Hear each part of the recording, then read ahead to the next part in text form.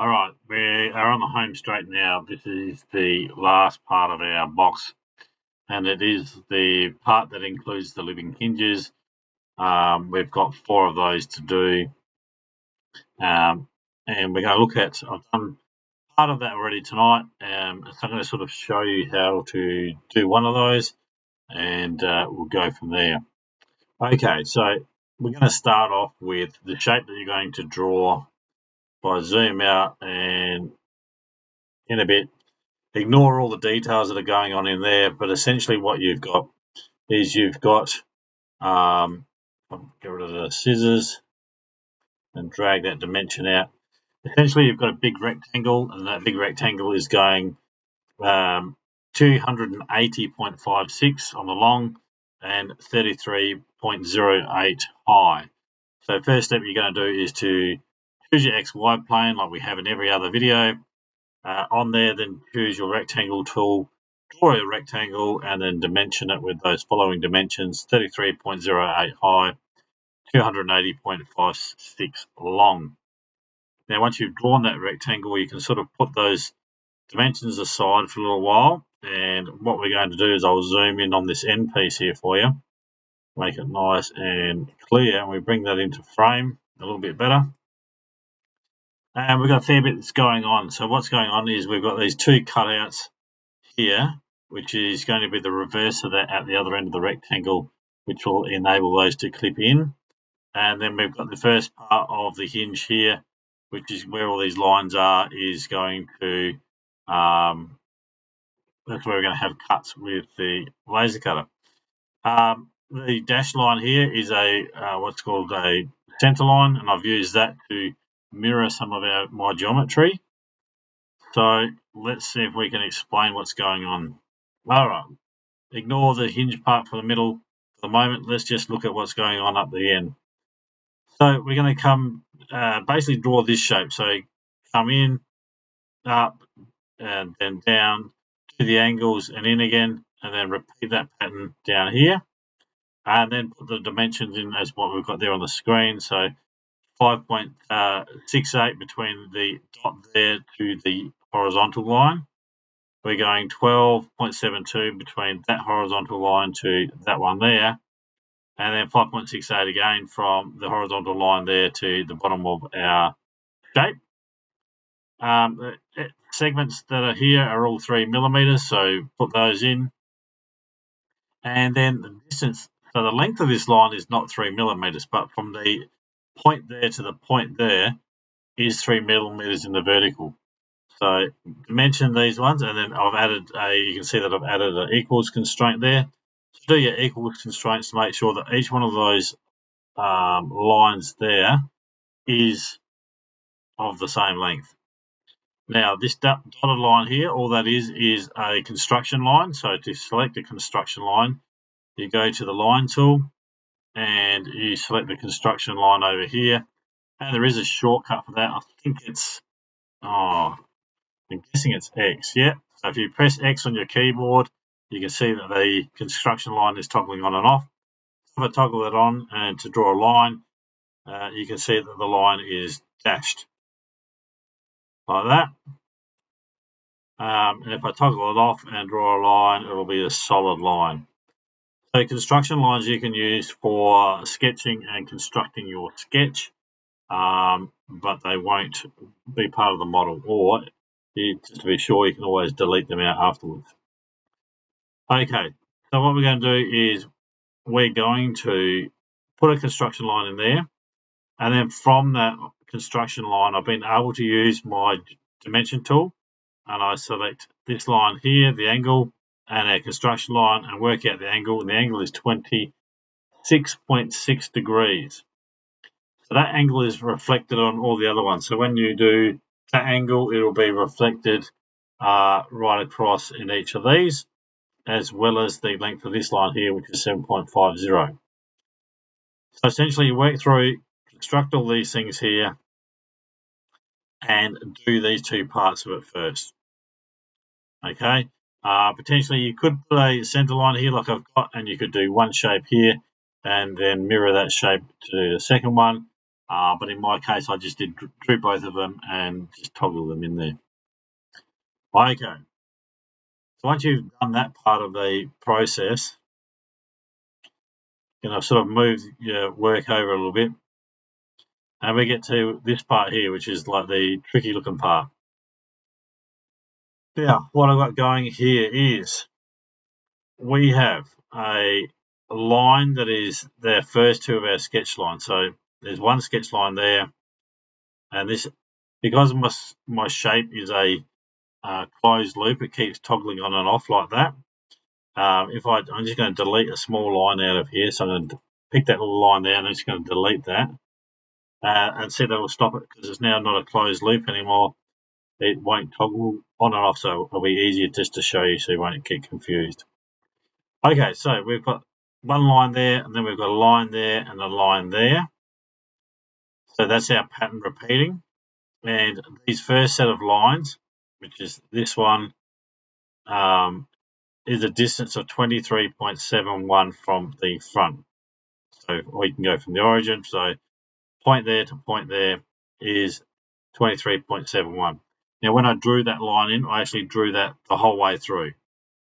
So I didn't have this little arc in there. The line came all the way down here to this line. So a solid line all the way through on your rectangle.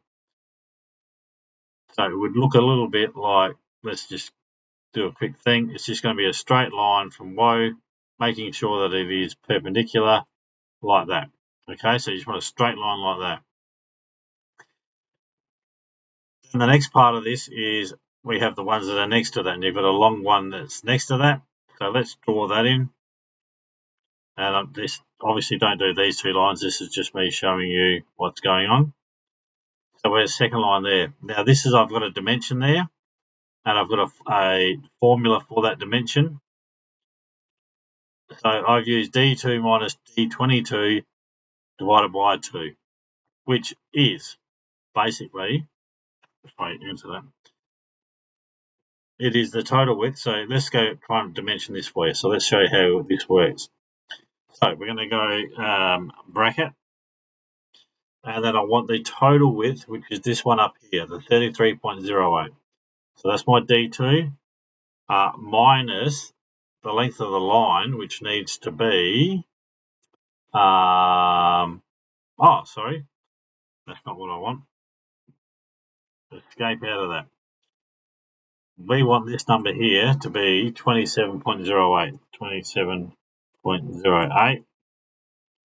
Sorry, so that's the proper length. Now, the distance between that line and that point is our formula. Sorry. So this is the one where we go D2 minus the one that we want, the length of our line, bracket, divided by 2 equals 3. So that's our gap between there to there, and should be the same from there to there. Like that. And you can see if I do that, that it is going to be 3 as well. Okay, that's what we want there. The gap between those two lines is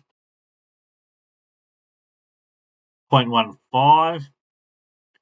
Sorry, 1.5 millimeters. So from there to there, they're halfway. So that should be 1.5,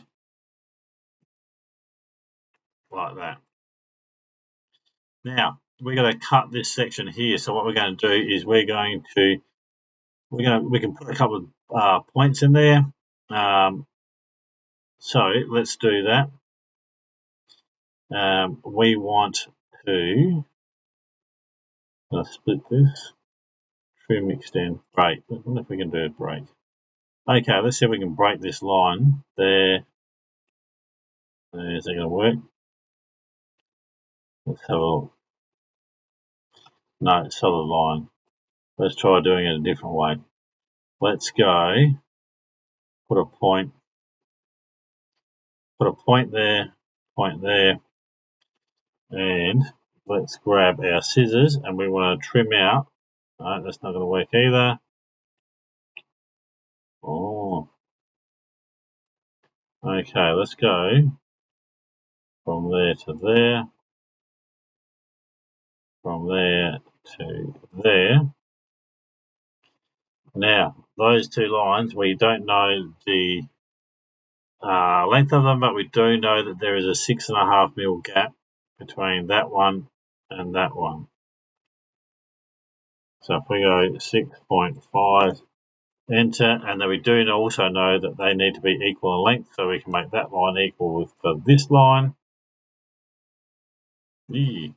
And they should be collinear, so let's try that again.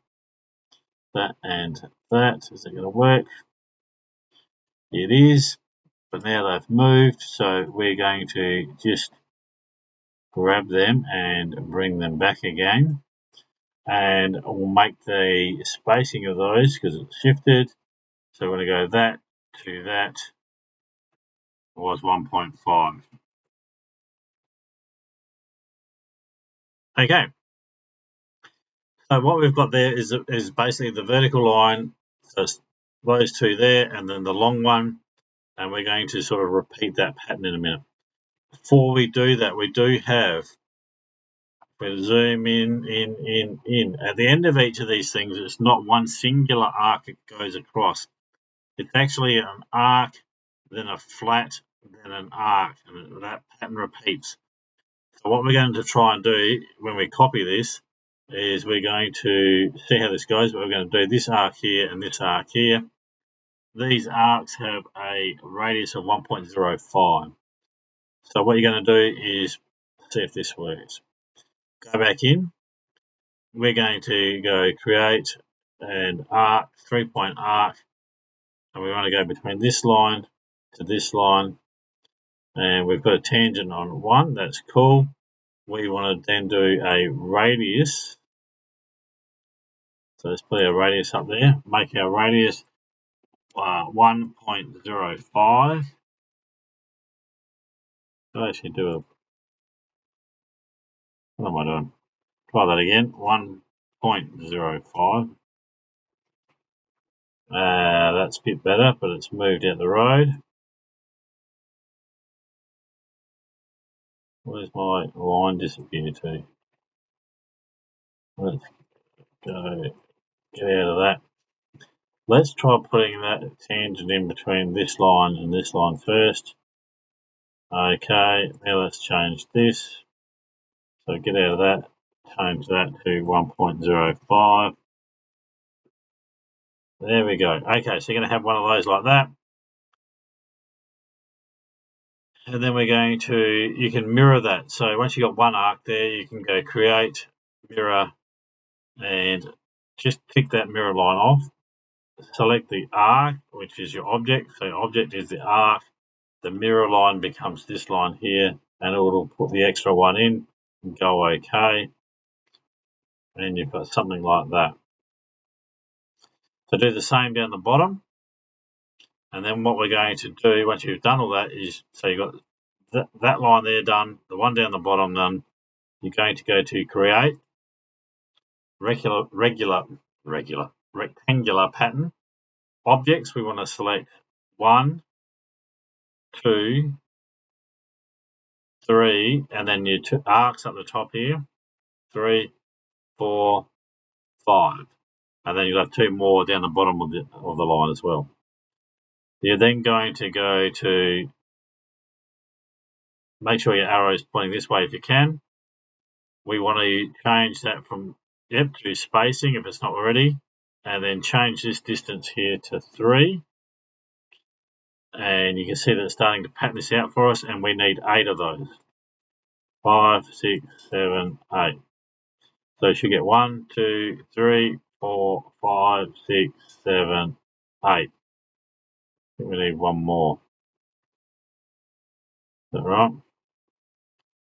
1, 2, 3, 4, 5, 6, 7, 8. Yeah, and then we might have a couple of lines to delete, so we might have to delete this one here out. So let's just go with that. Okay, we don't need that line there. We've actually done a half too many. All right, so now that we've got that, essentially that's your hinge sort of done. What you then need to do is you've got these little closed shapes up here. We could pattern them out, but it's just quick to run along with the scissors and cut out those long bits there because you don't need these.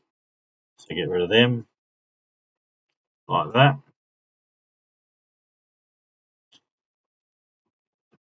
And do the same top and bottom. And you can also get rid of that line that's going there between our dots, like that.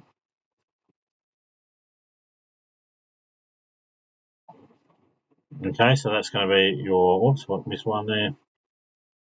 Get rid of that and that and that. So that's what it's going to look like. So that's our sort of process. That's what I've done here. So we don't do one right next to it. This was just a demonstration of how you did this part here. But that's what you do. That's how you create your living hinge. And then what we need to do is we need to basically, I'm going to select all of this in a minute and delete it. But this part of your hinge, we're going to then repeat that pattern down the rectangle. So I might do that in the next video because it's already taken 16 minutes. So it's pretty long. So what we're going to do in the next video is I'll show you how to copy this pattern, and we need to repeat that pattern 4 times along the length of our rectangle. So stay tuned for the next one.